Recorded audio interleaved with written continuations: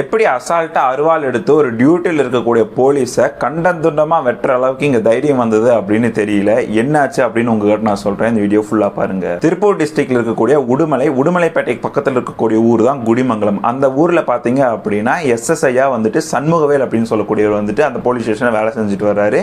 அதாவது special sub இன்ஸ்பெக்டரா வந்துட்டு பணியாற்றிட்டு வர்றாரு. செவ்வாய்க்கிழமை நைட்டு 11 மணிக்கு ஒரு டியூட்டியில் இருக்கும்போது ஒரு போன் கால் வருது. என்ன அப்படின்னா பக்கத்தில் இருக்கக்கூடிய தோட்டத்துல ஒரு கலவரம் நடக்குது, அதாவது ஒரு அடிதடி நடக்குது அப்படின்னு சொல்லிட்டு. அந்த தோட்டம் யாரோடது அப்படின்னு பாத்தீங்கன்னா ஏடிஎம்கேவை சேர்ந்த எம்எல்ஏ மகேந்திரன் அவர்களோட தோட்டம். அவரோட தோட்டத்துல ஒரு குடும்பம் வேலை செய்யுது. ஒரு அப்பா அவரோட 2 பசங்க வந்து வேலை செஞ்சுட்டு இருக்காங்க. ஸோ அன்னைக்கு நைட்டு பாத்தீங்க அப்படின்னா குடிச்சிட்டு ரகலை பண்ணிட்டு இருந்திருக்காங்க. ரகலை பண்ணி 100க்கு வந்துட்டு போன் அடிச்சிருக்காங்க.